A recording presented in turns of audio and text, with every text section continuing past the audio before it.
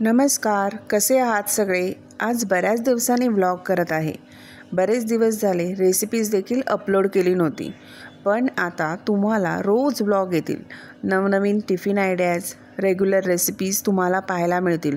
माझे daily रुटीनचे vlog, माझं work from होमचे ideas, माझे ट्रॅव्हल व्लॉग, सर्व काही.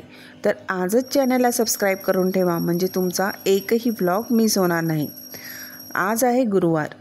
संध्याकाळी 7 वाजता देवपूजा करून पुढची कामे करायला घेतली. संध्याकाळच्या वेळेला घरात धूप अगरबत्ती लावली की घरात एक वेगळीच पॉझिटिव्हिटी येते, बरोबर ना?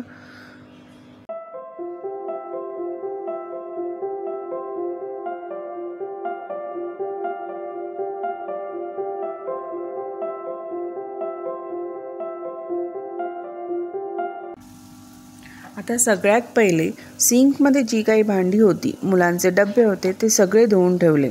एकदम भांडी घासायची म्हटली की भरपूर होतात, म्हणून मी तेव्हाच्या तेव्हा धुवून टाकते. आणि जास्त भांडी पाहिली की नको वाटतं घासायला. तसंच मी सकाळी कडधान्य भिजवून ठेवले होते.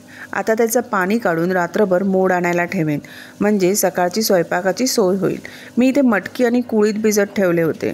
सकाळी मस्त कुळताचं सांबार करेन. तसंही घरात सर्वांना सर्दी झाली आहे. आमच्या इथे गरमागरम हे असेच पिले की अर्धी सर्दी गायब होते, एकदम काढ्यासारखे काम करते. आणि मटकी मोड आणून ठेवून देईन, म्हणजे कधीतरी मिसळ लगेच करता येते. आणि आता अहोनी येताना संध्याकाळी समोसे आणि ब्रेड पॅटीस आणले होते. ते पहिले खाऊन घेतले आणि त्याच्यानंतर चहाचा काढा प्यालो. आता रात्री स्वयंपाकात काय करायचे तर सगळेच बोलले की आम्ही थोडंच जेवणार आहोत, म्हणून मी फक्त इथे कुकर लावून घेत आहे.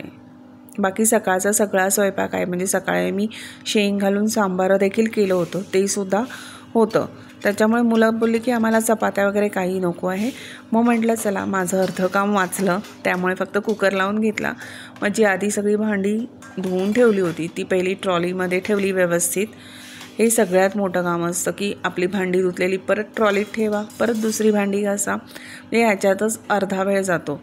पण एकदम भांडी घासायचं म्हटलं ना की नको वाटतं, की एवढी भांड्यांचा पसारा बघून ते भांडी घासायची इच्छा देखील होत नाही. त्यामुळे थोडीशीच असेल की पटापट होऊन जातात. म्हणजे काही संध्याकाळची चहा नाश्त्याची जी भांडी होती ती मी सर्वप्रथम इथे घासून घेतली. पटापट होतात, पाणी असतं 24 तास, त्याच्यामुळे झटपट होऊन जातं.